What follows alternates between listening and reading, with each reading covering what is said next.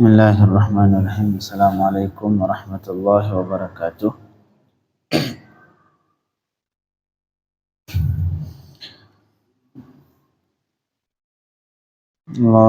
Bismillahirrahmanirrahim. Alhamdulillahirabbil alamin. Wa sallallahu ala sayyidina Muhammadin wa alihi wa sahbihi ajma'in. Allahumma rabbi shrah li sadri wa yassir li amri wahlul 'uqdatam min lisani yafqahu qawli. Allahumma faqihna fid din wa 'allimna at-ta'wil bi rahmatika ya arhamar rahimin.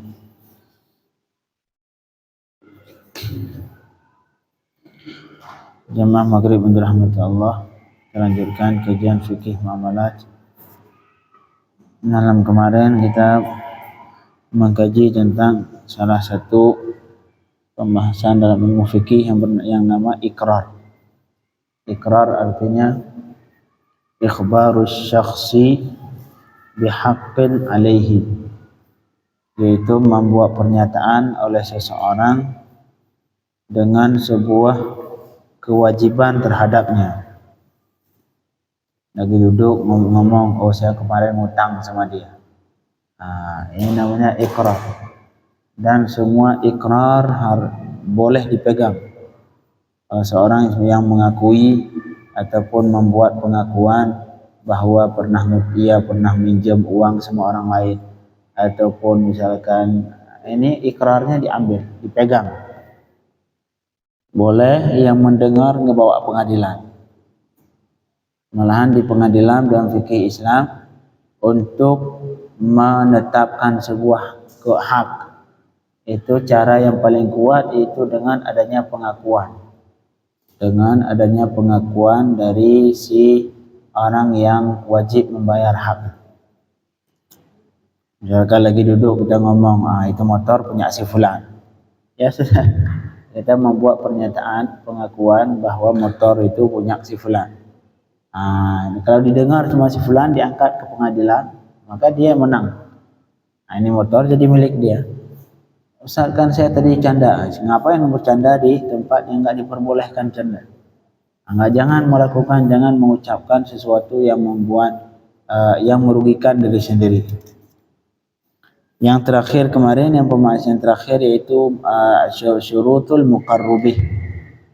Syurutul muqarrubih, hak ataupun kewajiban yang diakui sama dia yang buat pengakuan tadi.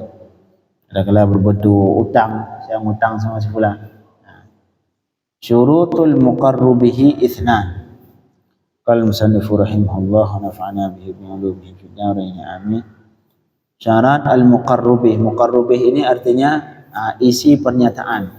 Misalkan saya mengaku, saya kemarin minjam uang sama dia 10.000. Ini saya buat pernyataan namanya muqir. Sedangkan orang yang akan bermanfaat dari pengakuan kita, itu namanya muqarrulah. Saya minjam sama dia 10.000. Maka dia ini yang mendapatkan keuntungan dari pengakuan kita, namanya muqarrulah. Ada satu lagi namanya muqarrubih. Muqarrubihi artinya isi pernyataan. Saya minjam uang sama dia. Artinya kita harus bayar. Jadi isi pernyataannya yaitu minjam uang sebanyak 10.000. 10.000 itu namanya muqarrubihi. Yang diakui ataupun isi pernyataannya, isi pengakuannya. Jadi syurutul muqarribihi itsna. Syarat muqarribih 2. Yang pertama, alla yakuna milkan lil muqirri hina yuqirru.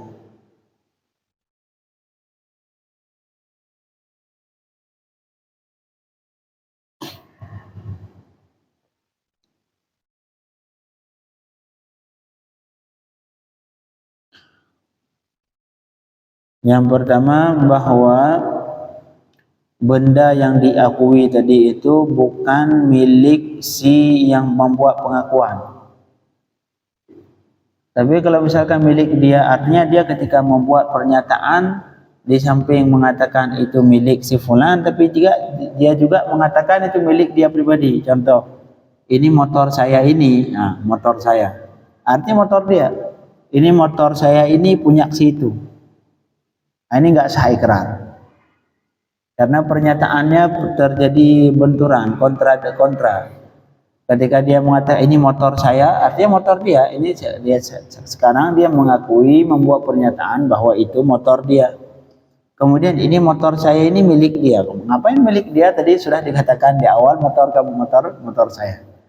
Nah, ini seperti ini ikrar tidak diterima. Nah, ini ikrar, ini lafaz. Tidak sah ikrar. Jadi syarat muqarrubihi, syarat isi pernyataannya tadi ataupun benda yang diikrar tadi tidak bukan milik si muqir. Tapi kalau ketika ia berikrar ataupun ketika dia membuat pernyataan, dia juga menyebutkan kalau itu milik dia, ya sudah, ikrarnya tidak sah. Ikrarnya tidak sah. Lagi duduk misalkan yang bilang ini rumah saya ini, rumah saya ini artinya milik dia. Ini rumah saya ini milik si fulan. Oh, enggak boleh rumah saya. Karena rumah kamu berarti bukan milik dia. Nah, yang ikrar seperti ini tidak diperboleh, tidak sah.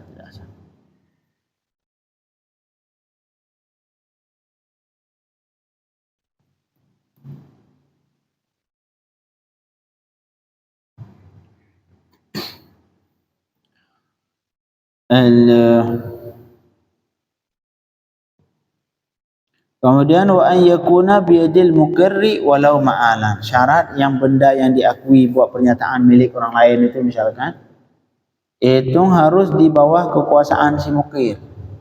Jadi benda yang dibuat pengakuan itu dalam kekuasaan dia. Tapi kalau motor orang lain, motor atas nama orang lain, itu motor itu milik si fulan, enggak sah. Awen kamu membuat pernyataan milik orang lain, ya.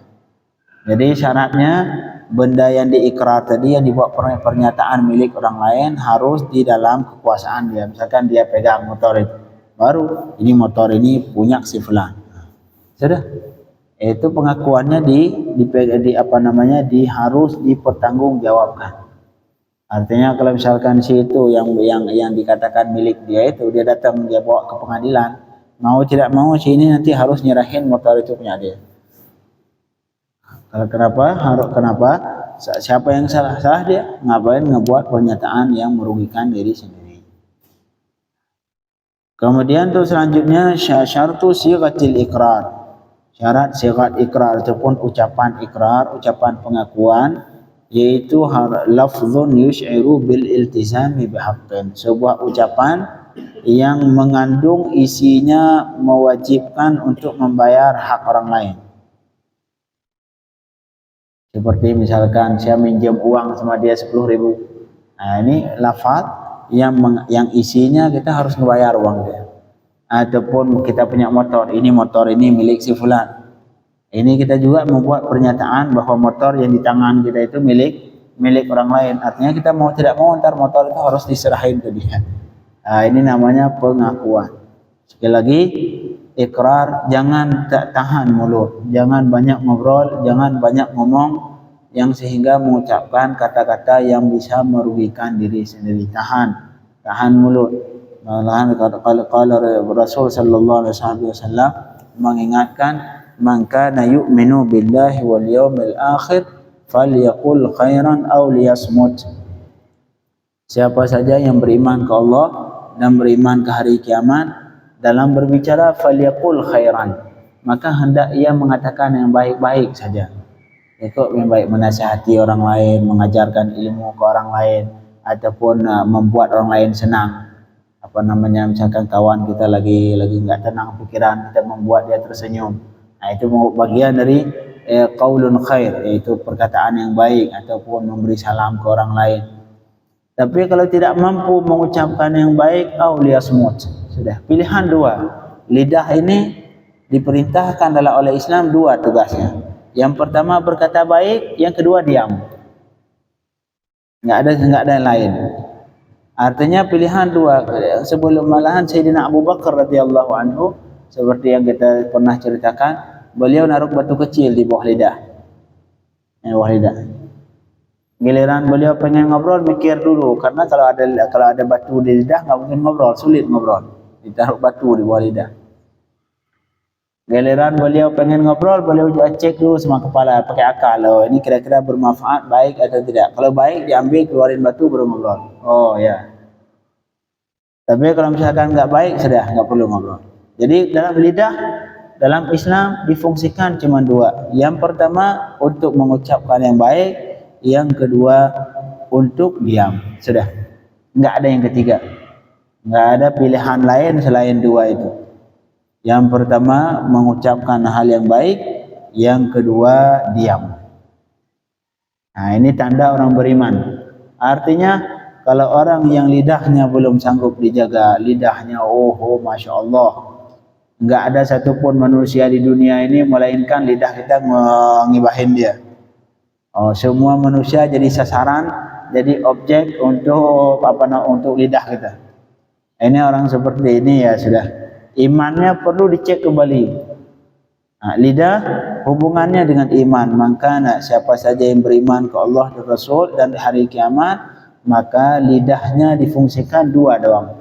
Yang pertama mengucapkan yang baik, yang kedua diam. Kalau misalkan lidah difungsikan ke selain yang dua ini, ke selain mengucapkan yang baik atau diam, ada hal yang lain satu lagi misalkan yang tidak baik, mengucapin yang tidak baik,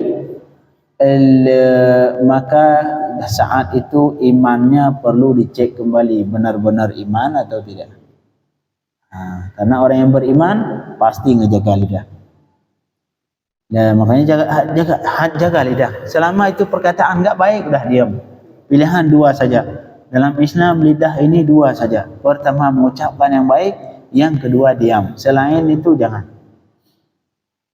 Makanya berbahagialah, beruntunglah mereka-mereka yang sanggup menjaga lidah. Beruntung, sangat beruntung bagi mereka yang banyak diam. Orang yang banyak diam itu jangan dianggap enggak normal, tidak. Orang yang banyak diam itu adalah orang yang sebenarnya yang sangat beruntung di hadapan Allah Subhanahu wa taala. Orang yang banyak ngobrol, semua aibnya diumbar. Lagi duduk, saya kemarin baru ini, saya tadi malam baru ini, nanti istri saya kemarin baru aja berantem sama istri, istri saya tadi seperti ini, semua diumbar. Akhirnya nggak ada satupun aib dia, aib istrinya, aib anaknya, aib dirinya, aib keluarganya, semua ketahuan sama orang. Na'udzubillah min dzalik. Ini penyebab kenapa? Karena lidah nggak sanggup menjaga.